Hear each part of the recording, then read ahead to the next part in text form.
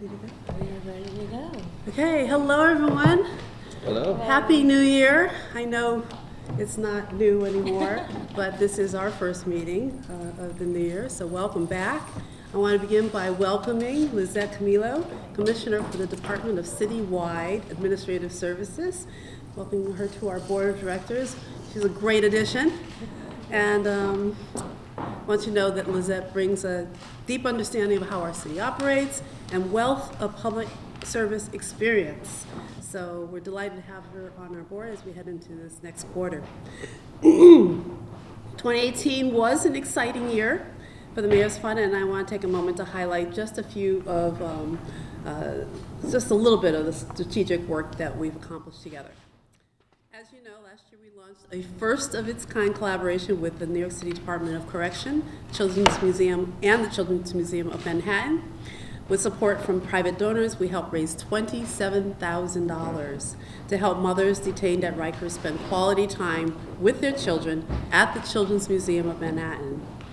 Now, I was there for the very first visit, and let me tell you, I was not the only person there who was in tears. I know that the mothers who, as they were in the elevator, really just were so overcome with emotion at this opportunity that they had to spend time with their children in that setting, that it was, those tears were contagious. And then the second visit was just as moving. We've had 8 visits now, and I can tell you that the women are so grateful to have these opportunities to create positive memories with their children in this neutral space. And what I especially love is that the museum is making sure that the caretakers, whoever they are, father or grandmother, have a museum membership for the year after the women get out so that they can continue visiting the museum and revisit those old memories that they've made, and also be exposed to the fabulous place that the Children's Museum is. It's something that every family should have, and it's going to go a long way to helping the women maintain those really precious relationships that help children as they move along in their development. Another way we're reaching children and families is with a new mental health awareness campaign called There's Help All Around You. Through our partnership with the JED Foundation, posters with positive messages about mental health adorn the walls of all 1,800 of our city's schools. And these posters remind students and parents and their families that no matter what they're going through, that help is available and there's no shame in asking for it. And we have a couple of the posters I just noticed right here for you to look at. This is one of my personal favorites, the Stress Monster. And you'll notice that they have the advice, the resources that the school has to offer in addition to the 1-888 NYC Well number.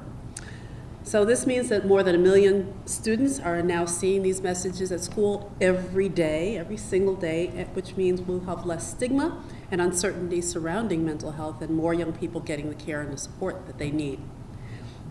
Now, as we continue our focus on mental health, I'm also proud to share that our signature Connections to Care program continues to drive positive change at the community level, at our community-based partner organizations, all 15 of them. The RAND Corporation's interim evaluation found that partner staff report reduced stigma and feel more confident in their ability to support clients with mental health needs. And I'm looking forward to working with RAND to further assess C2C's longer term outcomes. This is a program that has exceeded all of our expectations in terms of what they're able to do and the benefit they're bringing to not only the organization and the individual, but to the community as well. So I want to thank you all for making 2018 a real success. I think that we've done a bang-up job.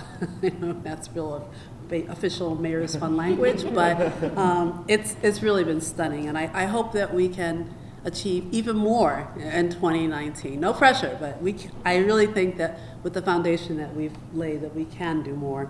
And now I'd like to turn the program over to Toya Williford, Executive Director of the Mayor's Fund. Great, thank you, Madam Chair. We have several items for your review and approval today. One is an administrative item and 2 are programmatic items. So I'm going to ask everyone to take your board book and please refer to tab 1 for a review of the minutes from the last board meeting. And hopefully folks have had an opportunity to review those minutes. If there are any questions or comments, I'll take those now. Having heard none, I'll assume everyone's okay with the minutes as presented. Can I have a motion to approve the minutes from our September 25th board meeting? Thank you, Lincoln. Second. Thanks, Darren. All in favor? Aye. All opposed? Great. That motion carries. So our September 25th minutes have been approved and adopted. Please turn to Resolution 1 in your board materials. As you know, the Mayor's Fund currently has 6 board of directors serving on its board. According to Section 2, Article 3 of our bylaws, the Mayor's Fund is able to appoint up to 7 directors. And today I'm really excited to bring before you Commissioner Lizette Camilo from DCAS, and I'm asking that she be appointed to the Mayor's Fund Board of Directors. Does anyone have any questions or comments, any discussion among the current Board of Directors? Lizette's the best. We will put that into the meeting. That must be in the minutes, please. But I will also note, I third. when we were exploring over the last several months adding directors, I think Lizette really stood out.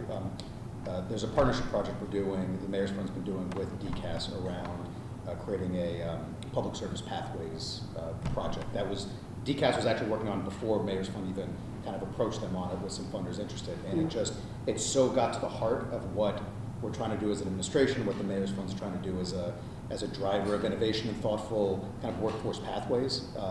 The commissioner stood out for 100 other reasons aside from that, but it's something that really, I think, tied her to this type of work that was terrific. So I just wanted to spot that.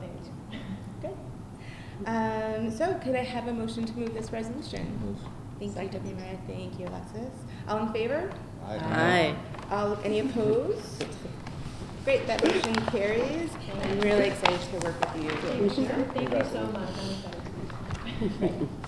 I'm excited. So, second resolution. As per our fiscal policies and procedures, board approval is required for any program expenditure over $250,000 and for any operational payment over $25,000. So we have 2 resolutions that we want to bring to you. The next resolution focuses on a program that we are launching in partnership with Deputy Mayor Palacio. And the second resolution focuses on a current program that we manage in partnership with MOPD and DCA OFE. So it's the Mayor's Office of People with Disabilities, and it's the Department of Consumer Affairs, Office of Financial Empowerment. It's a mouthful, so we just say OFE. I'm going to ask Leah Crasamo to come to the table. She's our Director of Programs and Policy. She's here to answer any questions that arise, and I'm really excited to have Leah on our team. She was elevated to this role when I was asked to assume the ED role, and I was elevated to this role, so I was really happy to make some internal promotions, so yay. So for Resolution 2, we are seeking board approval of a contract with IDEO.org in an amount not to exceed $1 million. IDEO is a key partner in the Disrupting Intergenerational Inequity Project, an initiative of Deputy Mayor Palacio. She's the Deputy Mayor for Health and Human Services. The project's goal is to create new interventions that will disrupt the cycle of intergenerational inequity using a human-centered design approach. And you may recall that the Mayor's Fund launched the first civic design studio, and that's housed in the city government, and that is in partnership with City Community Development and our partners at NYC Opportunity. So it's a similar approach where you engage the end user in the design and delivery of services. So IDEO is a highly regarded human-centered design firm with demonstrated expertise in offering these services. And the vendor was designated by our funders for this project. We've been able to engage the Robert Wood Johnson Foundation, Doris Duke Charitable Foundation, and the New York Community Trust. So Leah is available to answer any questions you might have about the program or our partnership with DM Palacio. Are there any questions? Great. I would just, Lee, could you spend a minute getting into what IDEO is actually, what these funds are doing, how's IDEO supporting this Sure. project? Yeah, it's going to be a two-phase approach. I'm sorry, I've been a little under the weather, so it might be hard to hear. It's a two-phased approach. In the first phase, what they're going to be doing is working with the specific population that we've called out for this project, which is pregnant women or families with children under the age of 2 who are living in poverty, working to identify external factors that are causing lack of uptake of services or not causing services not to integrate well with each other, looking at creating a user map of people using services that we offer in New York City. The second phase will be designing interventions to take a citywide approach to integrating services instead of looking service by service, looking at a unified approach. So the idea is these are services the city has been offering that might not be being maximized by this population. Great. Any other questions? How many people will we be serving with this? We don't have a specific target for the number of people served because we don't have the new interventions developed yet. So this program is really starting from square one. Like, how can we create a completely new approach to ending intergenerational inequity? But to Lincoln's point, is the point of this service delivery, or is the point of this information gathering to adjust how government is engaging? Yeah. So it's information gathering and designing new interventions. The interventions are going to be piloted by city agencies. That's not what we're tasking IDEO with. What they're doing is helping us to create a robust body of information in phase 1, and then to help us design and begin implementation on new interventions. And to be clear, these are social services. Great. Thanks, Leah. Can I have a motion to move this resolution? Motion. Can I have a second? Thank you so much. All in favor? Aye. Any opposed? Great, that resolution carries, and we'll move forward with IDEO. For our second and final resolution, we are seeking approval to execute a contract with the Sherry Matthews Group in an amount not to exceed $300,000. Sherry Matthews Group is being retained to design high-quality advertising materials and to secure ad buys as part of Empowered NYC. We first discussed this project with you last year during our board meeting. As you may know, individuals with disabilities are almost 2 times more likely than their peers to have an income below $35,000, and yet there are no comprehensive financial counseling programs specifically designed to meet the needs of those with disabilities. And so that's what Empowered NYC sets out to do. Sherry Matthews Group is a highly regarded marketing firm that provides services to nonprofit and government entities. As with our other partnership, the vendor was designated by the funder for this project, City Community Development, and they're also a major funder for Empowered NYC. So this is really just building on their prior $1 million investment. Additional money will be attributed to this program. So again, Leah is here to answer any questions you might have about this particular engagement. How long do they take? We're going to bring them on for a term of about 7 months. We're hoping to launch this as soon as possible. There's going to be an initial research phase where they handle focus groups for us, text messages. The online ad buy is intended to be 3 months with a 2-month bus shelter ad buy, and then additional out-of-home media. What's different than what OFE already does in terms of their outreach and marketing here? So we're doing a specific ad campaign for this program.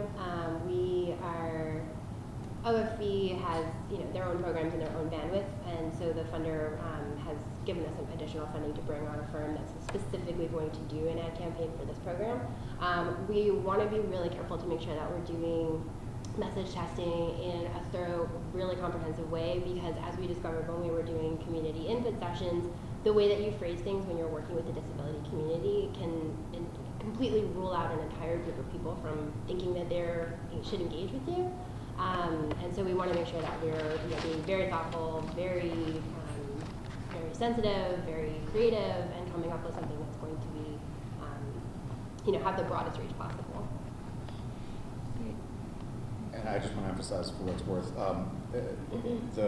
the work that Victor Calisi, Commissioner Calisi has been doing with Mayor's Office of People with Disabilities in this area of workforce readiness, workforce development, and focusing on that sort of population has just been amazing. City community development has also been a tremendous partner along over the last 5 years in investing in this group. So as I know the deputy mayor and others are really kind of looking at kind of workforce outcomes as really kind of transformational economic development opportunities and leveling the playing field. What the commissioner over there is doing has really been inspiring. So I just want to call If that. I can just add to that, actually, so part of the reason why we're doing such a robust initial phase for this marketing campaign, we're doing original photography. We're going to be finding individuals that actually have disabilities to be part of the marketing campaign. Because one of the things that MOPD has been very upfront about, if you use stock photography and you're using actors who are pretending to have disabilities, it's immediately obvious to people that actually have disabilities and can be just an immediate turnoff from your program. So launching like a high quality, full scale advertising campaign for a program targeted to people with disabilities is really exciting. I'm personally really excited to have Sherry Matthews Group on. They did the IDNYC campaign and the Pedestrians Don't Come with Airbags campaign in DC, which was really big. So we're hoping they come up with something really good for us here. Thank you so much. Any other questions, discussion? I was just going to say, Commissioner Khaleesi himself, I don't know if we want to film him, but He's dynamic. to demonstrate Yes. to the head of the MTA the need for like ways for people in wheelchairs to get down through the trains. Yeah. He's in a wheelchair and he went down the flight of steps in his wheelchair to just and scare the head of Yes. MTA to death. I bet. To just demonstrate Yes. like what it's like. Right. Yeah. Yeah, no, that's good. Pretty committed. Can I have a motion to move this resolution? So Thank you. Second? Thank you, Madam Chair. All in favor? Aye. Any opposed? Awesome. That resolution carries. This concludes the list of items requiring board approval. I'm going to ask you to stay and provide a brief program update on Farms at NYCHA. I'm hopeful that as we meet on a regular basis, we'll be able to bring to your attention some of the many programs and initiatives that we have within the Mayor's Fund. Sure. Friends at NYCHA, also an exciting initiative, is ending its first phase of 4 years. It was begun in collaboration with the Fund for Public Health, the Office of Strategic Partnerships, Building Healthy Communities, which was at the time part of the Fund for Public Health, and Green City Force, which is an AmeriCorps program that operates the initiative. With the transfer of Building Healthy Communities over to MOCJ, which is the Mayor's Office of Criminal Justice, the Farms at NYCHA program is transferring from the Fund for Public Health over to the Mayor's Fund. So this is a new partnership for us, though not a new program for the City of New York. We're launching into the second phase of the farms. The first phase saw the completion of 6 farms across 4 of the 5 boroughs. In the second phase, we're looking to expand operations. They're looking to produce 20,000 pounds annually of food for NYCHA residents and remove 5,000 pounds of compostable food from the municipal waste system. So it's very exciting for us. We've secured so far a $250,000 grant from the Lori M. Tisch Foundation, and we're working with Unilever, which was a partner in the first 4 years of the initiative, to renew their support through the Mayor's Fund for the next 4 years. How many farms are there? 6. It's pretty cool.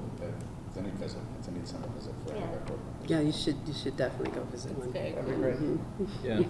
Yeah. You know the program. I mean, there's a big social component too for the young people. Yes. Mhm.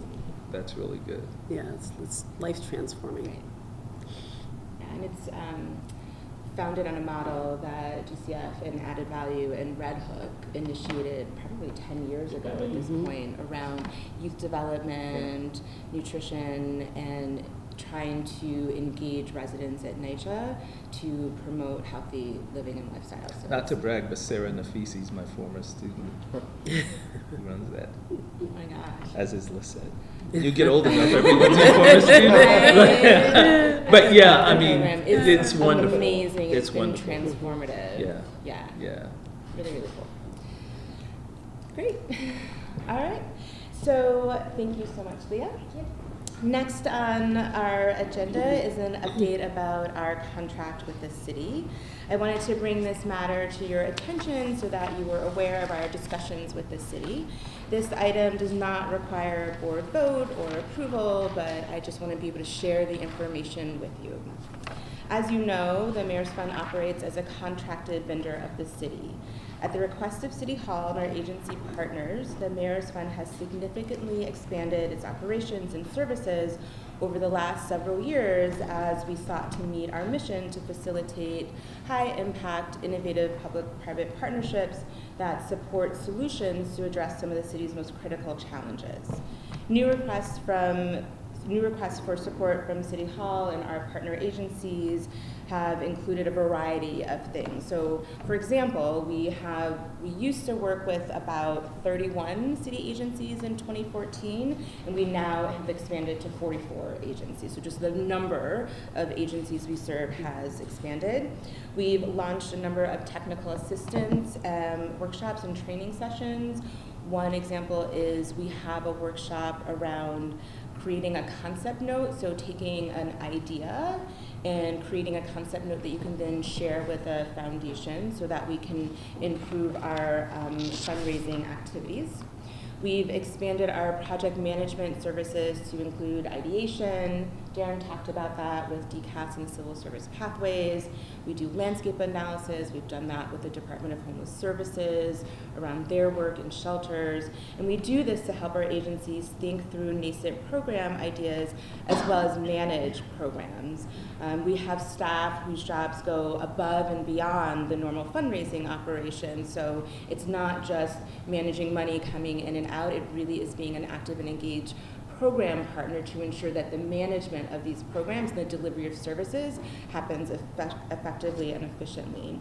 And lastly, we've developed new engagement opportunities to deepen our funding partnerships with business and philanthropic leaders as well as individual donors.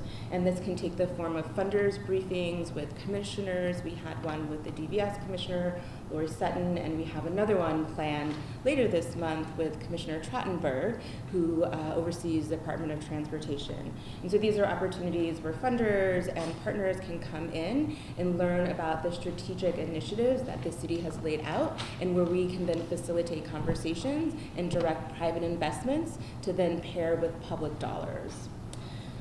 Despite this incredible increased level of services, the Mayor's Fund continues to maintain an exceptionally lean operating budget and headcount. Operating costs for most nonprofits average about 10 to 20% of program costs. We have consistently spent around 5% of overall program costs, so we operate at the very lean bone. But still while maintaining highly effective programs. Mm-hmm. So per our contract, we receive a modest annual payment of $374,000 to support our operating expenses. That annual payment has remained unchanged over the 25 years of our engagement with the city, and this is despite increased services provided by the Mayor's Fund at the request of our city partners and despite the evolving and growing landscape of public-private partnerships. The contract payment also does not reflect annual increases due to inflation. So for example, over the past 2 decades, inflation has accrued to about 66%. If the value of our city payment was adjusted for inflation, it would have a current day value of about $623,000. So again, we currently get $374,000. If it adjusted for inflation, it would be over $600,000. So, in an effort to meet the increase in operational demands while maintaining sufficient operating revenue, the Mayor's Fund has diversified its sources of revenue, as would any highly effective and functioning nonprofit. In recent years, we've pursued a few additional funding streams. We administered an administrative fee. We didn't have that structure in place, and so we have an admin fee of either 5% or 7%. Our sister agencies at the Fund for Public Health and Fund for Public Schools also have admin fees that they've had in place for a number of years, and their admin fee ranges from about 2% up to 8%. So at 7%, we still are lower than our sister affiliated nonprofits. We also repositioned our investment opportunities to draw down more investment income so that we can, again, reinvest in the infrastructure of the Mayor's Fund. And lastly, we reconstituted our board of advisors who provide essential operational support. And as I said in our last board meeting, it's one of my goals, and the chair has been phenomenal in supporting that we have 100% giving and engagement of our board of advisors, because they are our champions, and so they also need to invest in our unique model of civic impact investing. Each of these additional revenue streams have natural limits. They've been phenomenal, but again, there's only so much you can do with those 3 streams, and it does not meet the entire operational needs of our budget. Therefore, given the increased services being delivered by the Mayor's Fund to support a variety of public-private partnerships on behalf of the city, the Mayor's Fund is seeking an increase in our city funding from $374,000 to $700,000. As I said at the outset, this item does not require a formal board resolution or approval by the board.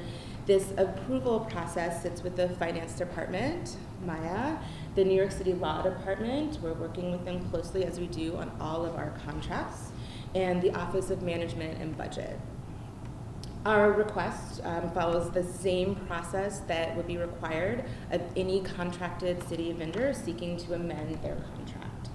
So as I said, we're working with the Finance Department and the Law Department to update the scope of work to reflect the expanded suite of services we have been offering for the past several years, as well as to adjust that annual fee.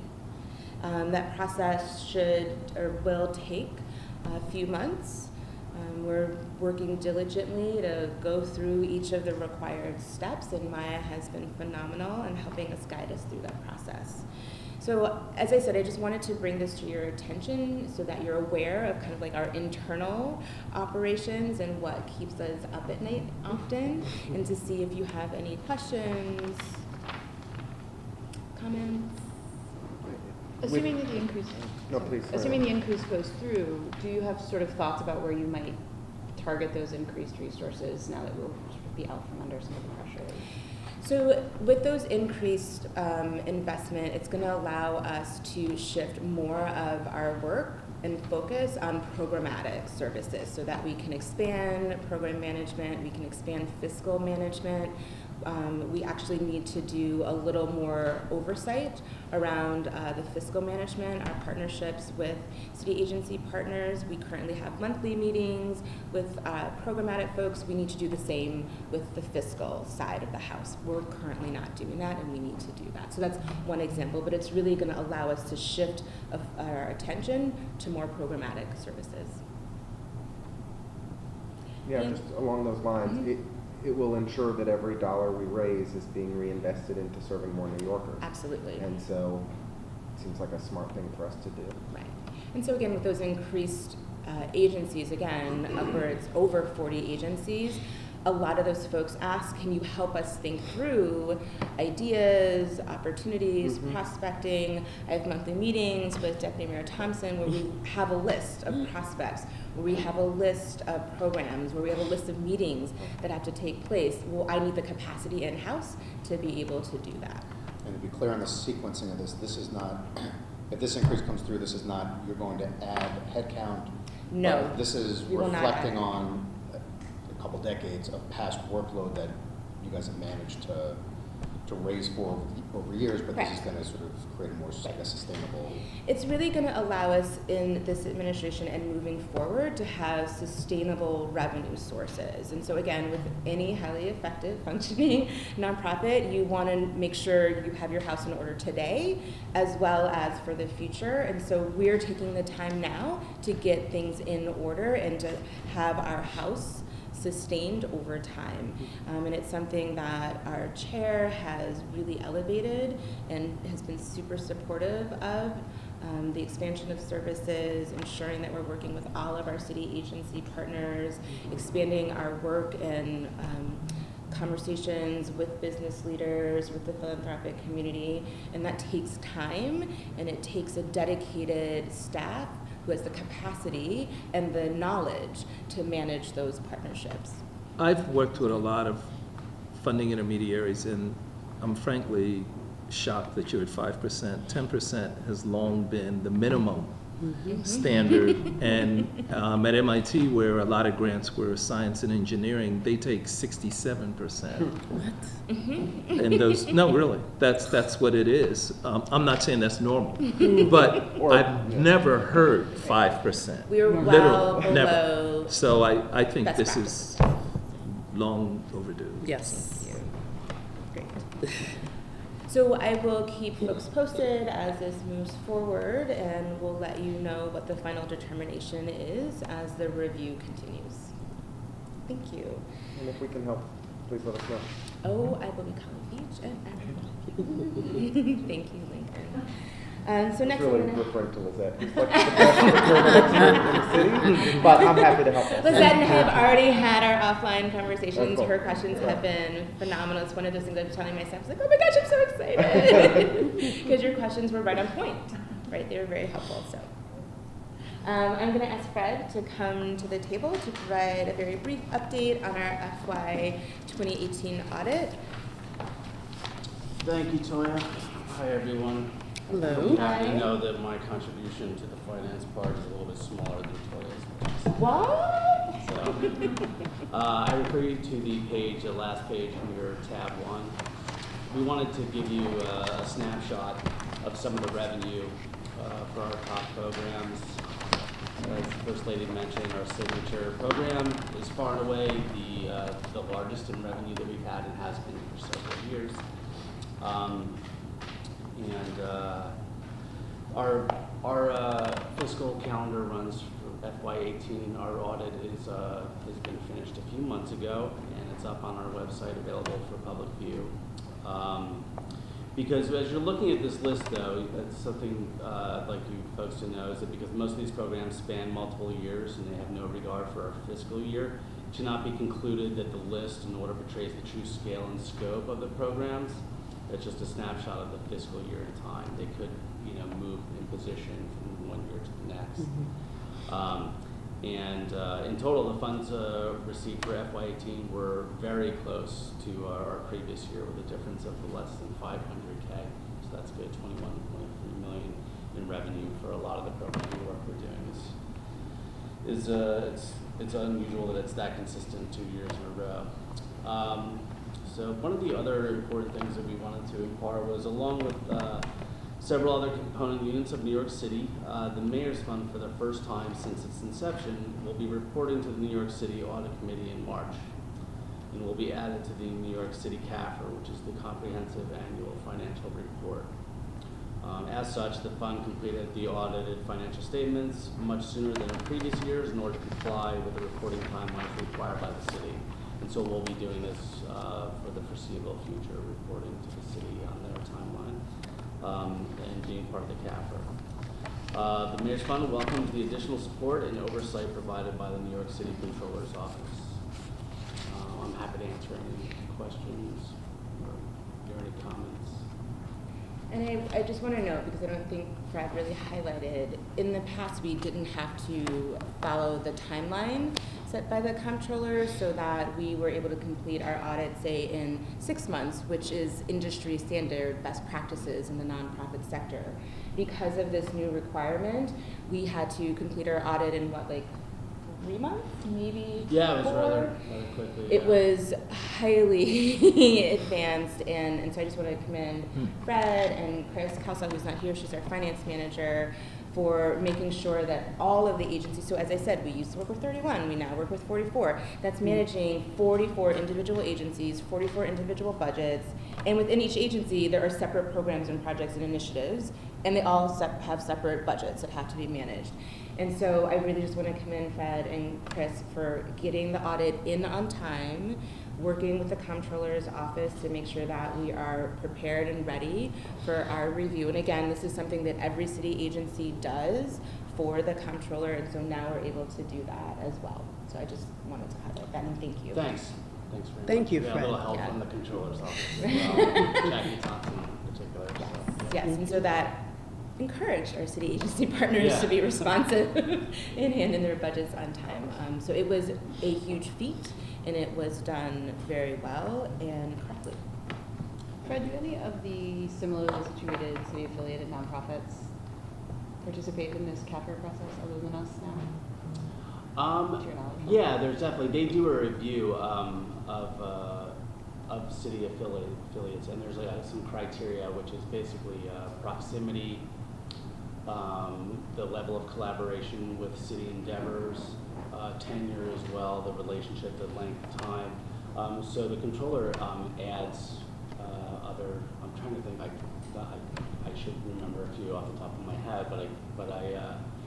but yeah, they do get added to the CAFR, and every year they add a little bit more. And there's a small section, if you guys have ever seen a CAFR, which lists out the city affiliates, and their financials are all like in a matter of like 10 or 12 pages. So we're relatively small compared to the city budget. You know, we're gross 21 million.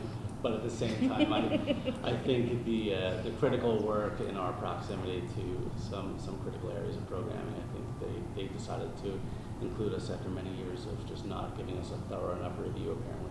That's what I was told by the controller's office.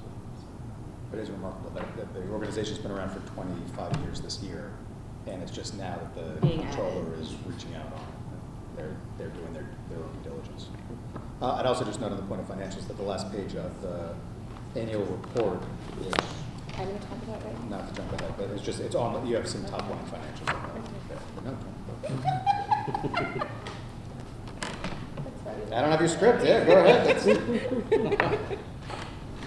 Thanks, Fred.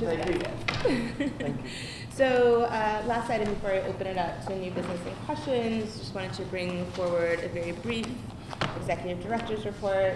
As Darren was mentioning, we are ecstatic, energized, supersized about our new annual review for 2018. We're just happy that we got it done on time. We're just thrilled.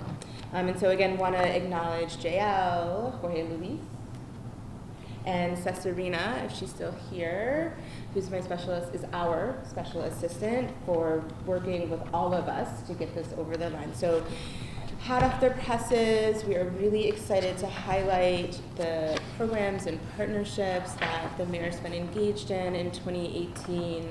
We will be distributing this to all of our philanthropic partners, business leaders, individual donors, and just wanted you guys literally to have the first copies. We opened the box yesterday. It smells new. doesn't it? Still- Yes. So this definitely is a labor of love that all of the staff of the Mayor's Fund invested in and supported. So just wanted to bring that to your attention.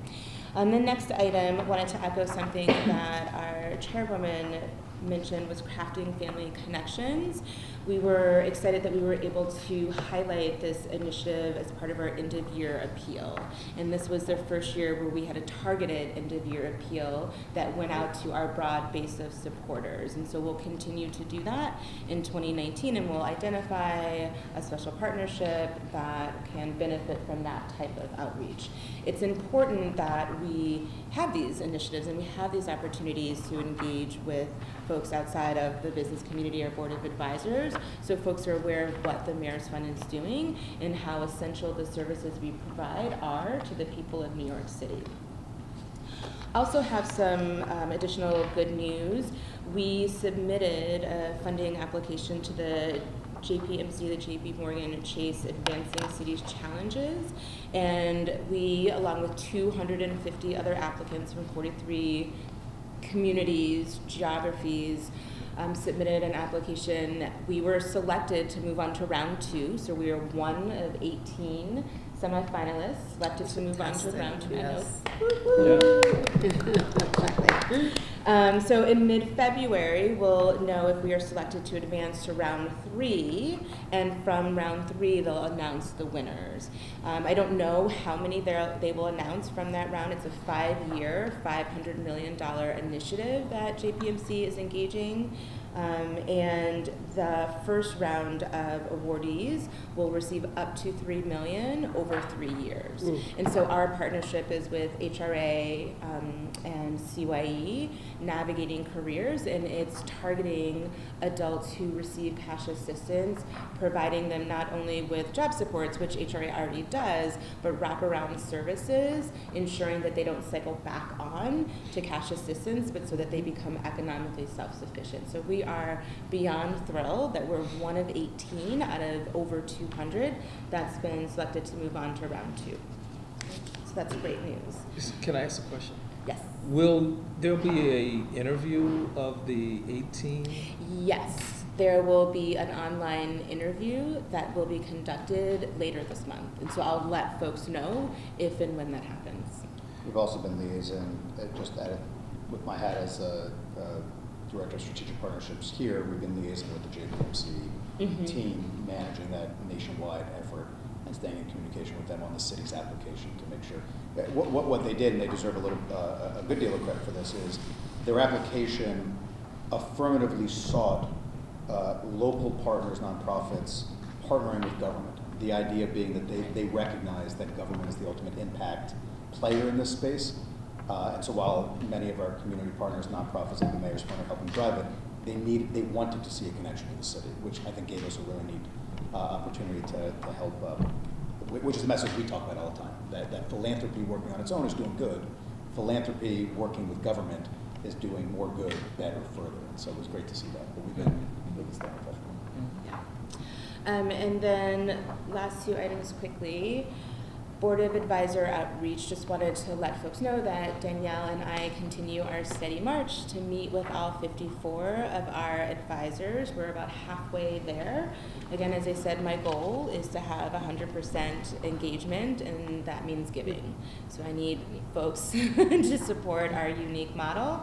And Danielle has been doing a phenomenal job of not only organizing and facilitating those meetings, but also identifying new partners that we can engage and bring onto our board. And so we have had several new Board of Advisors join, and nearly 100% of those new members have already given.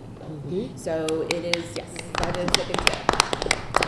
So we remain resolute in ensuring that we have, again, the funding and support we need to deliver services and support vulnerable New Yorkers. And then the last bit I would say is we continue our conversations with the philanthropic community. We're working closely with a subset of the workforce funders around career pathways and looking to develop a council of workforce advisors. And so this council would encompass folks from city government, from philanthropy, from research and education, business, as well as CBO providers. So we're looking at 5 kind of buckets of supporters and individuals that would sit on this council, and those conversations continue.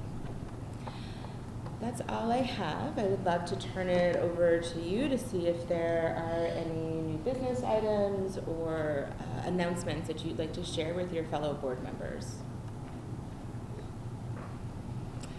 Okay. So our next board meeting will be in June. We will share a calendar invite with everyone, not just God. And that's it. Last tab, we just have some press that we wanted to share with you, we thought would be interesting and of note, so that's under tab 2. And if there are no other comments or questions, can I have a motion to close our meeting? Yeah. Second. Thank you, Lincoln. Thank you, Darren.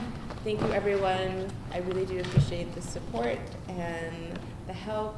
And I'll see everyone in June for our formal meeting, and then I'll continue to reach out informally as I have over the past few months. Thank you. Thank you. Thank you.